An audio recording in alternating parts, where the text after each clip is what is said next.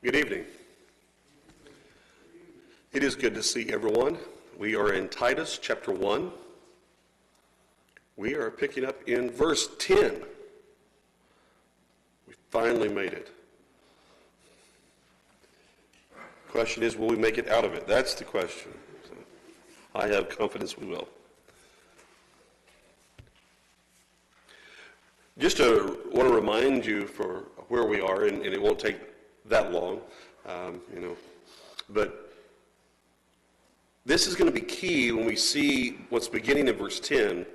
He's essentially going to start explaining one of the main problems that he had mentioned above about straightening things out, and why there needed to be elders in place, and why he wanted to put those, and why they had to be men of a certain character and a certain ability. And what we're going to find as we move into verse 10 is he now brings us together. Remember when he introduces the problems of why he was leaving him in Crete in verse 5, to set things in order that are lacking and to appoint elders, he says, in every city as I commanded you. And that those are also related things. Okay? That the putting the elders in is important to be able to function well because of dealing with problems just such as this.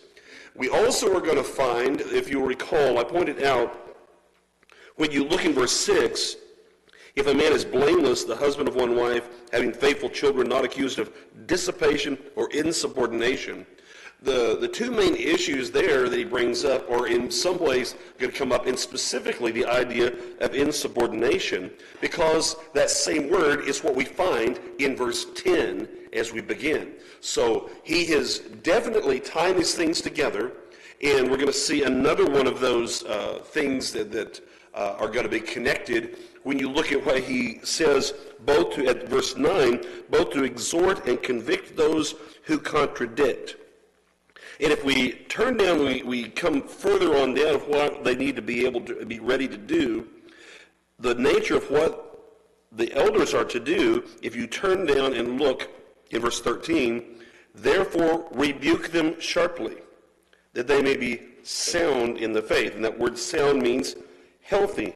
Now we looked last week in verse 9 at the idea of sound doctrine, and we also looked last week at the word which is convict, and that's the word rebuke. So we've lost a connection that actually exists there to show that these are tied together. The reason why elders needed to be able to have these qualities to deal with, because these are the problems they face.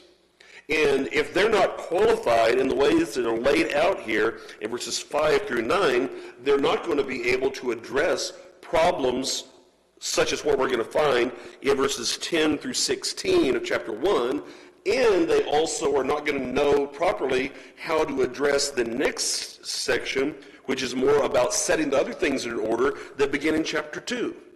So all of this is tied together, and if you'll notice how the words, if you look in chapter 2, verse 1, you once again see sound doctrine appear as it did here in chapter 1 and verse 9. So all of these things are integrated, they're designed to work together and to show the necessity of why he's wanting to place these men, why they need to be of such high character, ability, and knowledge. And that all those things need to be present at an accelerated rate because of the types of problems they're having. So when we begin this section now in verses 10 through 16, we need to understand what the kind of problems he's looking at here. This is the type of issue, doctrinally speaking, that elders must be aware of and be prepared for and knowledgeable enough to detect and correct. And so this is explained when you think about what we talked about at the end of class last time, about how much do they need to know and why, and we gave examples of why that needed to be at a far more extensive level. Now we're going to get into some specifics as to why. So let's turn our attention to Titus chapter 1, beginning in verse 10.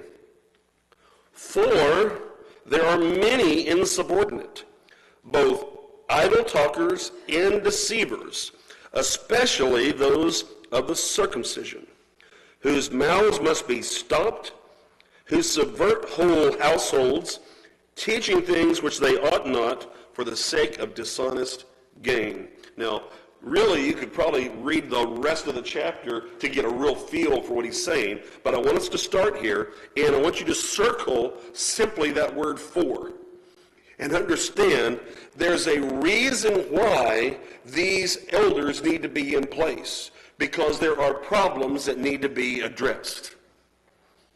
Okay? Whenever God put this idea of having shepherds over a congregation, it's to protect against wolves. Here we have an example of some wolves and what they are doing. So he says there are many insubordinate. And we noted that connection when we were in verse 6. We're dealing with what means to be what the faithful children were, that they're not accused of either dissipation, which has to do with immorality, failing Christianity, failing to follow Christianity in the living side, or insubordination, failing to follow Christianity on the doctrinal side. Okay, here he's specifically going into the insubordination, and you see it's a doctrinal issue that he's addressing. But that's what he calls them. The word insubordinate, and you can see it in the English when you break it down. It works very well with the Greek. The word really is, the main word is orders. The word before it is under, and then there's what's called an alpha primitive, not. So it's basically someone who does not accept being under orders or being put in order. Okay? They don't accept well the order that God has provided. Okay? That's the idea of being insubordinate. Now, he doesn't leave it at that, though, now. That's one thing. There are a lot of different ways you can be insubordinate. You can basically say, I'm not going to accept, in this case, divine authority for what we're doing. And we see evidence of that, right? In different places. People that think they don't need Bible authority to do the things that they do. Okay? That's insubordination to God. That's I'm not being under the orders, not willing to take orders or accept the order that God has put forth in Scripture. Okay? Well, here he's going to describe then, this is their attitude, but then he gets down to specific ways in which it manifests itself. And he gives two here. Okay, now these are the teachers now, not just people that go along. These are the people who are causing the problem. They have a problem with authority. That's the underlying main reason. But then it is expressed in two ways. Idle talkers and deceivers. And when we think about idle talk, what do we usually mean by that when we talk about someone who is idle talk? Gossips, okay. Anything else that we think of with idle talk? John? You're talking to hear yourself speak? I think that's a good way that we see it. The word here is, it's a little bit specific. It's futile. That is, what they have to say amounts to nothing. And that comes very close to what John just said. There's no substance to it. And it's about, you can talk your way in circles. I don't know if you've ever heard or listened to someone try to explain something that's just not right, and you're sitting there scratching your head. And I have a saying that I go to every once in a while. We started early on with the girls as we try to explain, well, here's some people are teaching this, and they'd usually look at me and say, well, Dad, that just doesn't make sense. I said, that's why it's wrong. Okay, if it made sense, it'd be right. It's a lot of, let's see how far. What often happens, though, is that you're sitting there, you're scratching your head, trying to figure out, and they work their way around, and they try to get so far away that you forget where they began. I once sat through a Bible study where someone was trying to explain marriage, divorce, or remarriage to me. Right? Now, I was in a gospel meeting. I didn't know what I was going into. The local preacher asked me to go out, and I had the worst headache of my life. And that's literally true. The wind was blowing up. It was horrible. And I'm sitting here, and he's trying to go into all this. And finally, when it dawned on me, after he's trying to redefine the words and going here, and we're going to go here, we're in Matthew 19, and all of a sudden, we're over here in the Old Testament. We're doing this, and we're walking around, and we're everywhere but Matthew 19. Why? Because he's redefining every word he can back and so he can go back to Matthew 19 to show me that it doesn't mean what it says. Now, for those not aware what it was, ultimately, it was just a matter of, well, that's a spiritual thing, and it was the nature of the law, and that therefore, it's really, that's not what it's saying at all. It's Hicks doctrine, if those of you are familiar with it. That's what it was. And it took him 45 minutes to get around for me to realize, you could have saved me a whole lot of time. And just said you believe Hicks doctrine, but instead, you wanted to try to make all this way around. And you know what we didn't do? We didn't study what Jesus said in Matthew 19. Okay? What is that? That's a lot of, well, number one, he wasted my time. It was futile. It was going away, but you need to understand and recognize those kind of things. That sometimes it's not even something that matters. You can spend your time studying all sorts of things that do not matter. Now, I can give you some silly examples. I can give you some serious examples. Now, I'm not going to ask for a show of hands. But I'm sure someone here at some point in your life, may have been when you were young, it may have been last night, and you thought to yourself, I wonder if Adam had a belly button.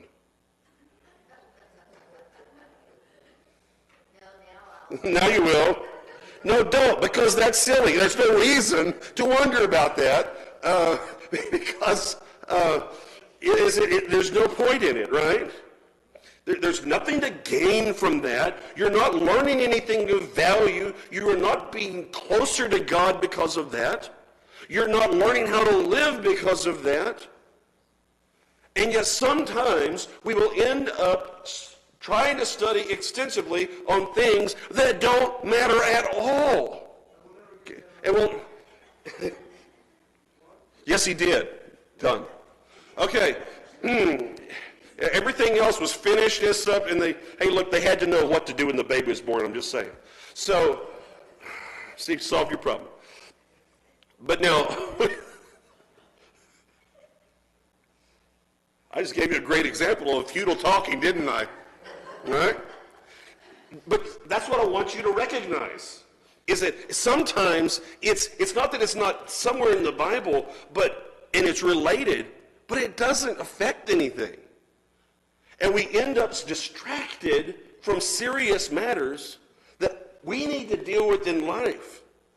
How am I growing? How do I deal with the problems I've got to sin? How do I overcome the temptation in my life? How do I grow and be closer to God?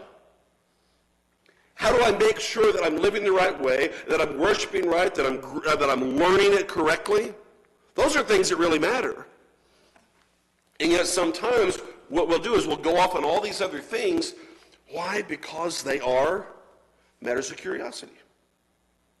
That's what will get you. Now, he's going somewhere. There's a reason why I'm bringing this up, because he's going somewhere with all this. That does not mean we should not be curious about what the Bible says. We should be. It does not mean that we should never address any of these other questions or look into things. If it's in the Bible, it deserves our attention. It should just be, though, relative to and treated as in line with the attention God gives to it. Not just deciding we like this and therefore that's what I want to spend my time on. Okay? So we need to be careful. The second part is deceivers. And this is a different kind of word for deceiver. It's a strengthened word to offer the idea of deceiving the thinking. Okay? It's offered a twisted way of going out to twist the thinking. But that's how people get you, isn't it? I just need to go around and I define something, And I just need to just kind of lure you off a little ways, get you off over here, so that now you're on my territory. And now I can do with you a little bit more. You're easy for me to manipulate there. There's a lot, if you go and read, it's not here, but the same principles are found in 2 Peter chapter 2. It's a series of manipulations. And some of it's about this getting you interested in the wrong thing. Some of it is laying out the ideas. And you're what? Just enough so that we can sneak in some stuff that's not in the Bible. Okay? So that's what goes on. Now, this can happen at multiple levels, right? There's a lot of things, you can put in. Sometimes people just slipping, they're doing guesswork instead of study. They really believe it and put it in. Sometimes people are very deliberate, meaning they know exactly what they're doing, what they believe, and they're just sneaky. That's what Jude writes about, of those who crept in unawares in Jude 4. Okay, so that's what we're looking at here. And now he's going to identify them as being, in this case, especially those of the circumcision. All right, so who are we dealing with then? Yes and no. We definitely have some Judaizers, but what exactly? Because we got some stuff that's more than Judaizing going on here. And I think we think because so consistently most of the things we study in the epistles, when we come across something that the Jews are teaching, it's Judaizing teaching, we assume everything that they're doing is Judaizing teaching. And it's not. There's more to it than that.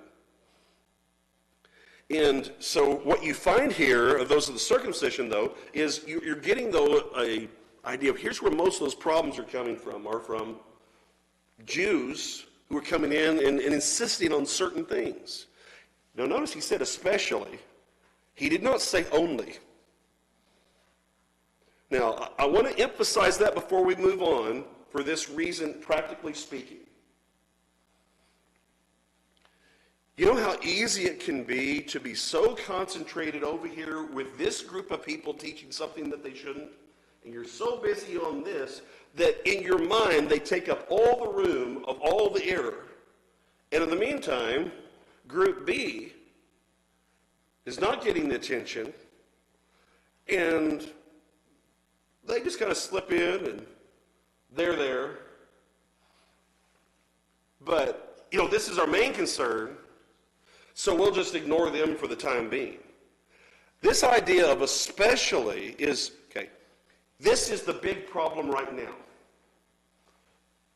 But don't think they're the only problem. Elders exist for more than just to deal with the present problem. And that's a key element here. One of the hardest things to do in leadership of any kind spiritually is you've got to be prepared not just for the current issues of the day, but for the current issues of tomorrow. And so right now the problem was dominated by these Jewish teachers that he's going to go into in a little bit more detail in a moment about who they were. But he's not dealing with that yet. Why? It matters more. Look at verse 11. What matters more than even what they're teaching first? What does he want to point out from verse 11? Okay, what is the practical effects that are going on? Here's the action you need to take, the elders need to be willing to take, whose mouths must be stopped. That needs to take action. Okay, these are action words. Elders, stop them. Now we're going to talk about that more in a second. But then, what were they doing? They were subverting whole households, teaching things which they ought not, and then you get motive for dishonest gain. So there's money changing hands as far as they're benefiting in some way from doing this.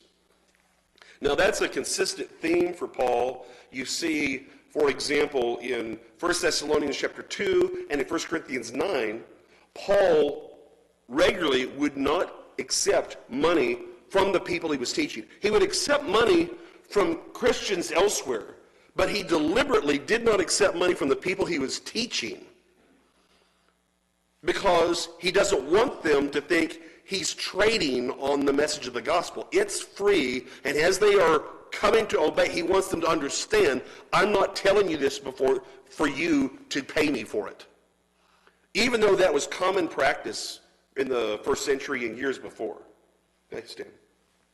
So, listening to what you just said, that's a problem that we had years ago, even in the mission field, called white school Christians.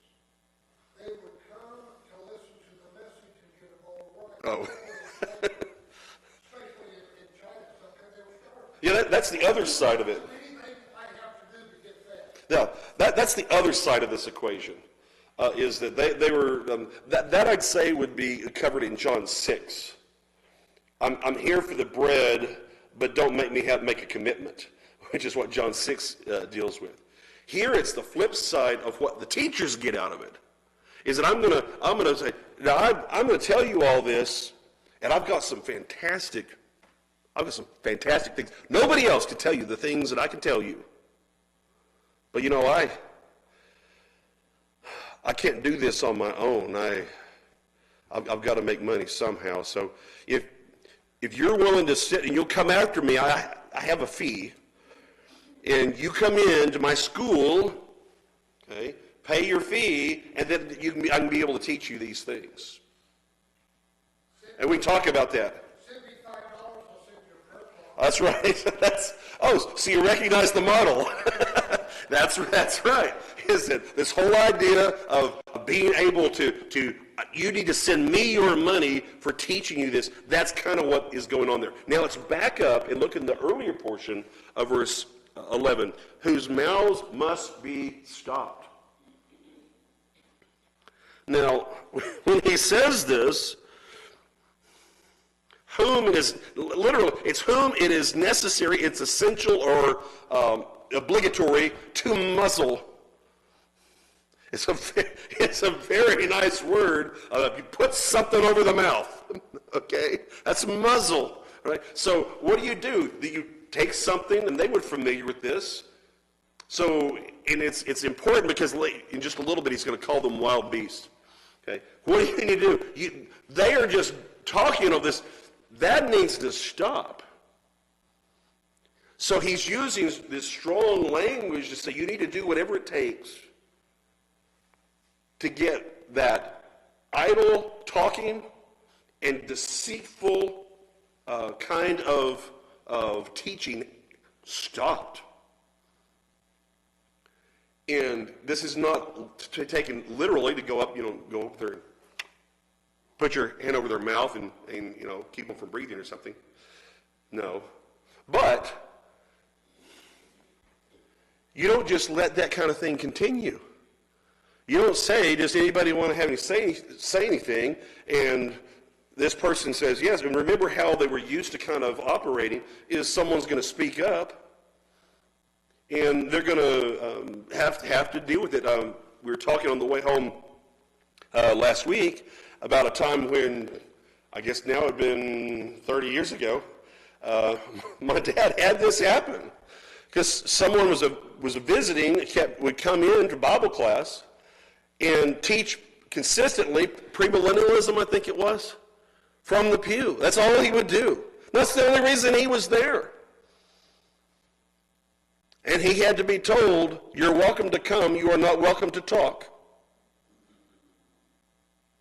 And you will not be allowed to talk. You will not be called on, and you will be called down and stopped whenever you start. And he didn't show up again. Why? Because he couldn't be allowed to continue. Okay? You don't just sit there and say, hey, look, I'll overcome the poison with my sugar. That's not a good winning kind of way to handle that in a diet. Okay? You don't do that. So you need to do what it takes to stop the problem. Well, what's the nature of the problem? That's the next phrase, isn't it? Who subvert whole households. Pay attention to that phrase. What does it mean to subvert something? I like both of those. You overthrow by undermining. It means to turn over, flip over. Okay? So you're just turning, what does that do to a house? You're just totally turning that house into a mess. This is homes. But what else does that tell you how this tends to operate? We're going to try to get in with families. Say it again. Behind the scenes, infiltrate families to be able to have the greatest influence for the most amount of people, right? Bill? Yeah. You're undermining trust. That's not unusual to do. Undermining trust of the family, break those kind of things. Why? Because I want you for myself. Weakest link in the family. Years ago, this was a direct practice within, if those of you old enough to remember the Crossroads movement, and of getting in, undermining parental authority, and trying to move those children over to accept whoever the supposed leader was of that, within that area, that congregation. We saw this when I was 11, and get them under their control, and for the parents, all of a sudden have no influence. The parent, all it starts with is we're going to have a little gripe session about the parents. Tell me about what's going on in your. It's really easy. We're just going to. What's bothering you at home? You got some problems at home? Yeah. I'm sorry. All that really isn't fair. I'm sorry your parents did that to you. That's not really the right thing to do. That's not very godly. Turn over sometime and look in 2 Samuel 15 at how Absalom undermined David's rule. And that's how people operate, okay? Try to undermine them. I would have told you what you wanted to hear. Now, that's not how they say it, but it's what they do, okay? So why? Because it's about getting followers in control. And it creates problem. But in the end, it turns them over, and it's basically doing all this damage to families and whole households, and try to pull people away in that way. Yes, ma'am. That's why, too, that any adult Bible classes need to have an elder. Yes. I've seen more than once. Yes. Any time, that's a good point, Linda, because, as a matter of fact, one of the teachers and I were talking about this today, about situations that basically get people away from having elders present is a very dangerous situation. It doesn't mean it's every Bible class. Okay, you can't have an elder in every Bible class. But she's talking about an adult Bible class. Those areas where that kind of stuff can go in. Now, in this case, this was happening, say, with the in the junior high, senior high class. If you have any inkling of a problem, guess what? An elder needs to go into that class and sit in. But see, you have, if unsupervised, without any kind of idea of, when there's a reason to mistrust, better be there. And don't put yourself in harm by creating situations where someone could lead, a bunch of people astray because you just don't even know. Okay? That's part of the whole point here. Okay? But what are they doing? They're subverting whole households. But he tells you how, right? How do they do this? They're teaching things which they ought not. Well, that's pretty generic, though, as a statement, isn't it? Teach you something you shouldn't teach. Well, what's something you shouldn't teach? What? A lie? Good. That's a good start. If it's not true, you shouldn't teach it. Now, he's already covered part of this before, right? With the idea of what they should be doing, about the deceivers, if they're deceiving, so it's not true, they're twisting stuff that is inappropriate, problematic, irrelevant, all of these kind of things that is just, or it could be as simple as going off, constantly going away and doing their own thing, right? So you're looking at this and saying, okay, things what they ought not, they don't have, but the key idea here is really, they do not have the moral right from God to teach what they're teaching. And, You say, well, how do you determine that? What kind of knowledge do you have to make that determination then? You have to, that's right. You have to know the difference.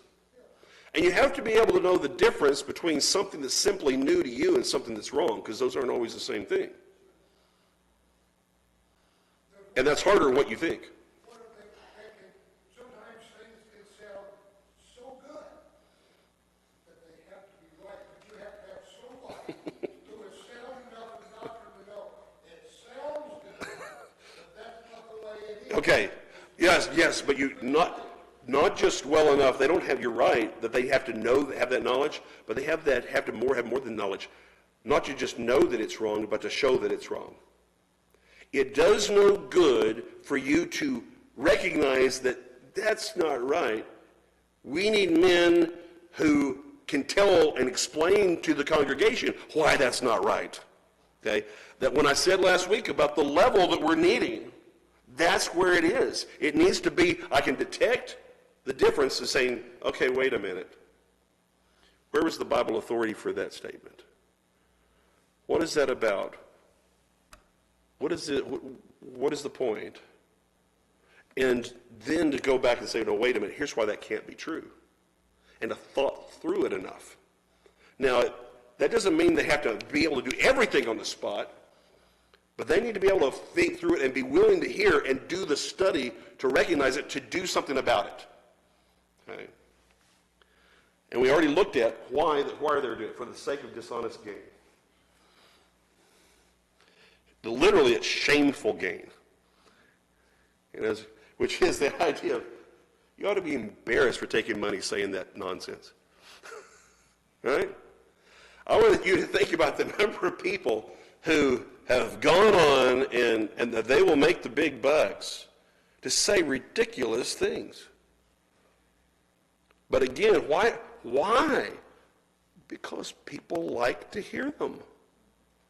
It has to do with, at some point we have to understand supply and demand comes in here. And, even on false doctrine, you get supply and demand. That if it's what people want to hear, that there's going to be a higher market for it, more demand for it, and you can raise your price for it. Doesn't matter how silly it is. You can go and look at all sorts. And remember, Satan doesn't have to get you. He can give you all sorts of choices about what to believe to be saved. All he has to do is get you to not believe the one way that's right. It doesn't matter which false idea he gets you to accept. That's immaterial to him. And it doesn't matter in a congregation which error he can catch you on that's going to lead you off to be something you're not supposed to be. You go and you think about in Revelation 2 and 3 that you had 5 congregations that were on a dangerous path to be out of fellowship with God, and it was for all different reasons. But they were all ultimately on the same path away from God. So it doesn't have to be the same problem everywhere.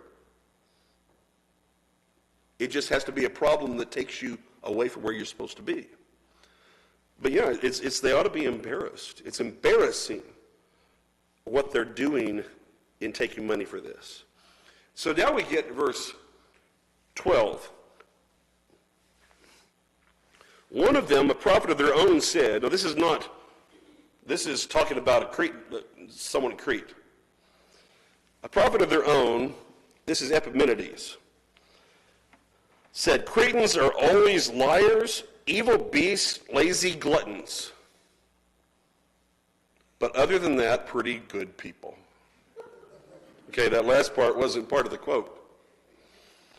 That was the evaluation of one of their own poets. Okay, says a prophet.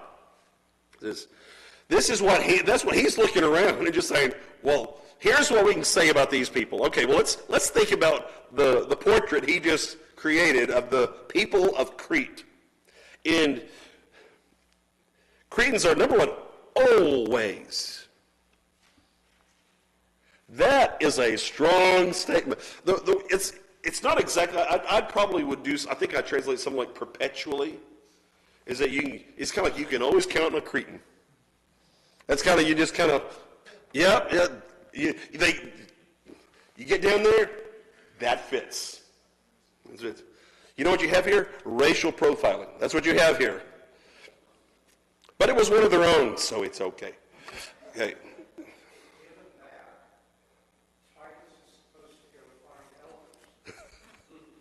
On Crete. On Crete. That's right, Phil. He still has to go. So this is a generalization.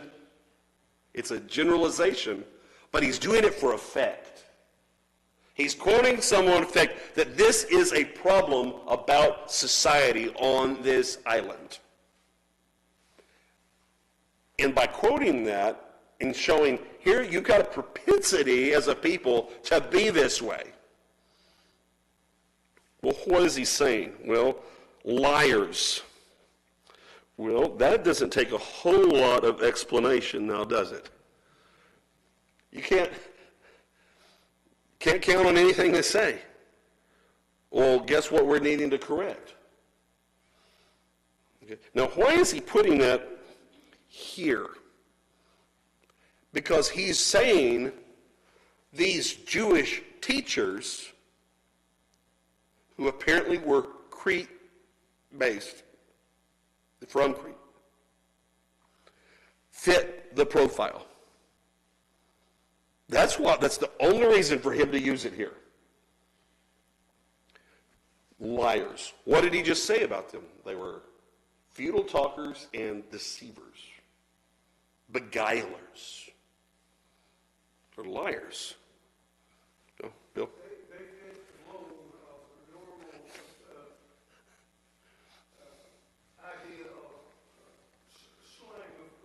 That's right. That's right. They fit in really well on that island. You know, these people you're dealing with, they fit in well there. Because this is what they're described as. They're a bunch of liars, and these people are liars. So, hey. Next, he calls them evil beasts. Now, that's interesting language, and this is not unusual language when talking about false teachers. Jude does the same thing. Deliberately. Why? What immediately, if you're a wild animal. You're just a wild animal. What's your problem? That's right. You have no sense of restraint, no sense of morals, no accountability. You do whatever you want. Yeah, that is correct. It's not it's one of those things. It's funny when you watch. I always think it's funny when you go out and when you watch a nature video. Okay, everyone with me on this? I enjoy this. I love Planet Earth is one of my favorite series. I don't watch the last one, but everything else I love watching it. But it's nice now because I've seen it numerous times because now I know who to root for. All right? Y'all know what I'm talking about. Is that in this, okay, well, the lion is going after the gazelle. Who might I be rooting for in this? The lion. Bandwagon fan over there. He knows who's going to win. But yet you figure this out. Okay, that's what's going to happen. Okay, or are you the underdog? Come on, you can get away. Okay, but the idea is that lion doesn't feel a bit of remorse for having lunch. When you take down a gazelle, he doesn't sit there and get on his paws and ask the Lord to forgive him for the kill. He's just doing what is natural because he has no conscience whatsoever. And that's when you get this kind of description is the point. Is you got their wicked, God's evaluation of themselves, no conscience whatsoever in what they're doing. They don't feel bad a bit. They don't feel bad for the homes they're destroying, for the people that are being lied to. Why not? They got what they were after. Money and followers. Now, if that sounds harsh, I'm sorry. That's how it is. That's what you're up against. But then he's not done. We've got one more we want to throw into the mix. Phil?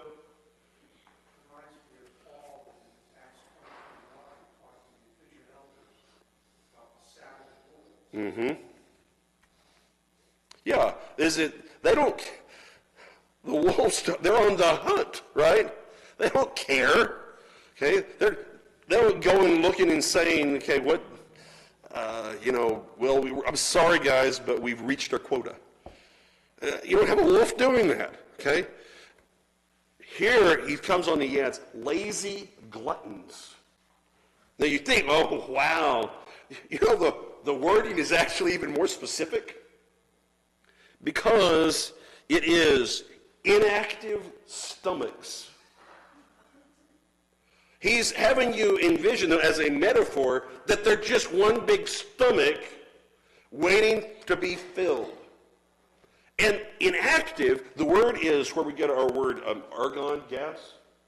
Inactive, that comes from the Greek for inactive. Why? Because the word for work, activity, is ergonomics, activity. You put an A in front of it, says no activity. You combine that, you get argon. No activity going on here. Stomachs, what do we do? It just sits there and says, feed me. It's a couch potato. That's what he's basically describing these people as, on one hand, ravenous, and on the other hand, they are couch potatoes just waiting for someone to feed them. So it's not a very flattering look, is it, of a Cretan that he says these teachers fit into. Bill? This is limitless self-pleasure. That's right. Regardless of how it affects me or everyone. That is absolutely correct. It is complete self-indulgence. Now, there are plenty of people who teach error who themselves are, I think, self-deceived. The damage is still done. But there are also plenty out there that they know good and well they cannot really justify what they're saying. Just watch how they reason sometime through something. If you go through and you'll come all the way down, you get all the way down to the question of what must I do to be saved, and instead of following up, we're going to go somewhere else because we don't like what that answer gives in the text. That's dishonest. What do you expect from a liar? Because that's what they are. And that's why Paul, I'll just skip briefly in to verse 13, says, this testimony is true. So all he is doing is saying, I'm going to quote somebody about what Cretans are like. And he's absolutely right. And these people are a prime example. Now we're going to stop there only because the clock says I must. I'm just getting wound up. But when we come back next week, he's going to say what to do with them, but we're going to get more insight. If you will look ahead, you ought to have some questions. What were they teaching? What was the problem? He's going to say that as well as what needed to be done and why it mattered. It's good stuff.